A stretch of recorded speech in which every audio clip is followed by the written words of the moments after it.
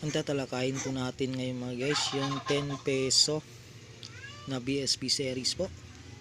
Ating alamin po mga guys kung talaga bang hard to find na ba ito o hindi pa. Kasi marami pa rin nagtatanong kung ito pa ba ay hard to find o meron na ba itong collector value. Nung nakaraan po ay meron na po ako natalakay po nito.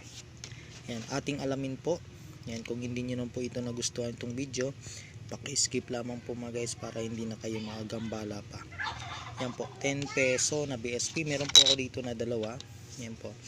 Ito po yung coins na to mga guys ay 2016 na 10 peso. Tingnan po natin sa ating alamin kung alin po dito ang magkakaiba sa 2016. Ayan po, makikita nyo po mga guys yung 2016 po natin. Magkakaparehas lamang po ng taon 2016. Makikita nyo rin po dito 2016. Ngunit tingnan po natin maigi. Yan, sa 2016. Tingnan po natin yung muka. Ayan. Ito po mga guys, medyo plain na po siya. Ayan, itong 2016 na 10 peso. Ito, yung isang ito. Medyo plain na po siya mga guys. At ito naman po, makikita po natin ang imahe po nila. Ayan. Ito po mga guys ay medyo, pag hawakan po natin, ay medyo po siya magaspang. Ayan po. Kasi nga po ito, ay meron po akong nakita sa coins na to na isang error po ito mga guys. Bakit ko po nasabi isang error? Yan po, tapusin nyo lamang po ang buong video para po malaman po natin bakit ito ay nagka-error na 10 peso. At pansinin din po natin yung kanyang Republika ng Pilipinas. Yan, Republika ng Pilipinas. At dito naman po mga guys, makikita nyo rin na Republika ng Pilipinas. At pagdating po dito, yan, medyo same lamang po siya.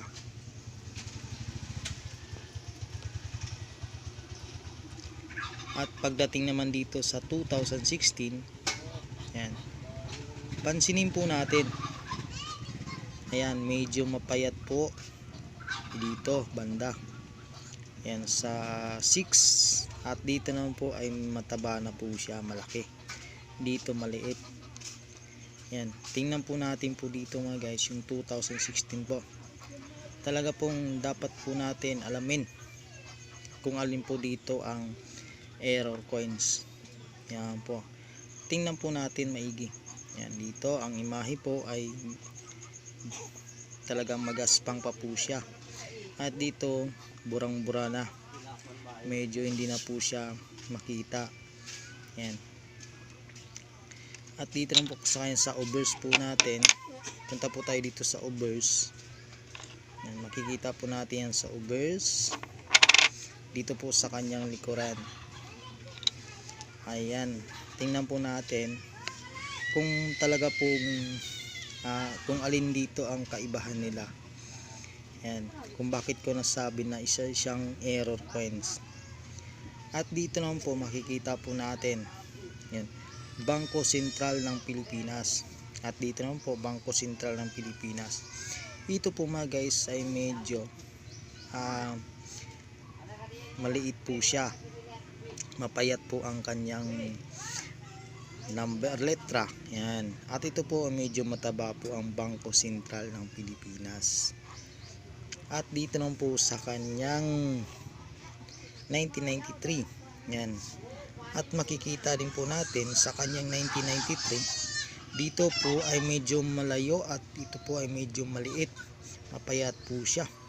At pagdating naman po dito sa 1998, halos po tingnan po natin. Yan. Ang taba-taba po, malaki po siya. Kaya wag po natin ito baliwalain. Ayan po. Yan, tingnan po natin dito. Yan, sa 9. Yan, halos po ay magkatabi na po sila. At dito po medyo magkalayo po sila mga guys. Yan, ito po yung sinabi ko sa inyo na isa-isang error coins. Yan po, ito po yung error coins ang sinabi ko po sa inyo. At tingnan po din natin dito. Yan, ito po dito sa may balikat po, sa may balikat po. Yan, dito ito po, yan, ito, yan po natin, tingnan po natin 2016 lamang po mga guys, kasi bagong tuklas ko lamang po ito at talaga pong chinecheck ko yung coins ko.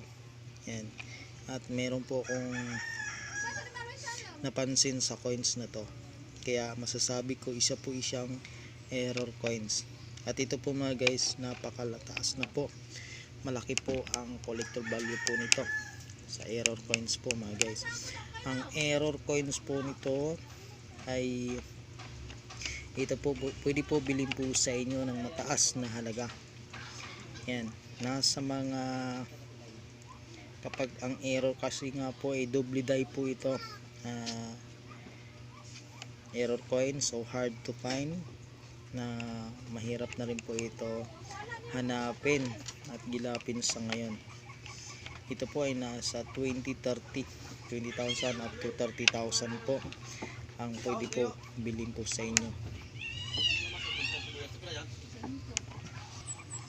Kaya i-check nyo po maigi yung coins nyo po mga guys, kasi yung coins na to ay malaking tulong po ito. Yan, kapag mabili po sa inyo yan, napakalaking tulong po. Kaya kung meron po kayo, yan, i-check nyo po mga guys, kung may supply man po sa inyo, i-check nyo po mga guys. Yan, yung 2016 nyo po, kung yun po ba ay error coins na mataas po ang collector value po nyan. At meron din po ako dito na NGC. Yan, NGC po na 2017 na 10 peso. Alam nyo po ba guys, yung 2017 na to, swertihan lamang po mga guys kung ito ay maisukli po sa inyo. 2017 po ito. Yan, makikita nyo po. Yan, 2017. At makikita nyo po sa namista kung ilang mintage lamang po ito, dahil nga po kung halimbawa ay 1%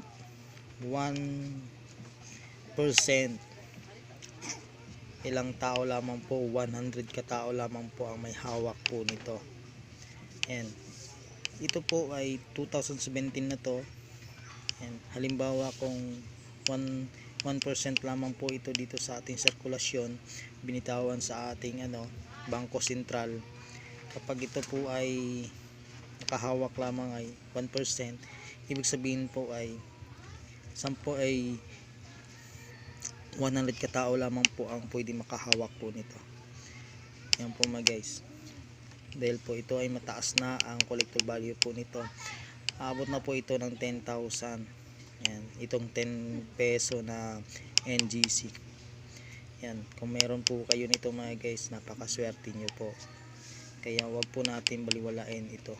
Yan, basta masasabi ko lamang po sa inyo, ito po ay yung 2016 na error coins ay mataas na po ang collector value po nito. Napakataas po ang collector value po nito. Yan po, nasa 20-30 po. Yan po, 20,000 up to 30,000 po ang collector value po nito sa error coins. Kaya masabi ko po sa inyo, ito po ay hard to find na po ito.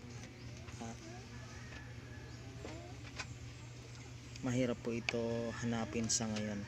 Yan po mga guys,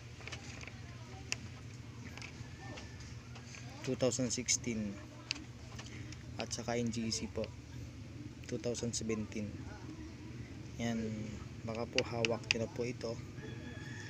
Yan, huwag kalimutan po mga guys na check ang mga coins nyo, kasi yung pong coins na yan ay yun po ay makakatulong po sa inyo at mapapansin po yan. Yan po mga guys.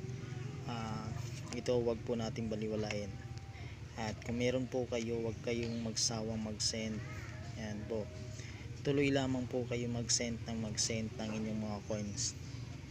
Kung yun po ay mapapansin at magustuhan po ng ating mga kaibigang coin collector, ay talaga pong i-meet up po kayo niyan, and mag-meet up lamang po at pwede kayo kontakin. Mga coin collector din po ang magko-contact po sa inyo. Yan, meron po tayong proseso kung paano po ito ipapadala sa ating mga coin collector. Ayan po mga guys, kung meron kayo, paki-check po para po makatulong din po sa inyo yan. Ayan po mga guys, sana po nakapagbigay po ko sa inyo ng detalye tungkol po sa mga coins na to, na mga hard to find o semi hard to find error coins. Salamat po and God bless po.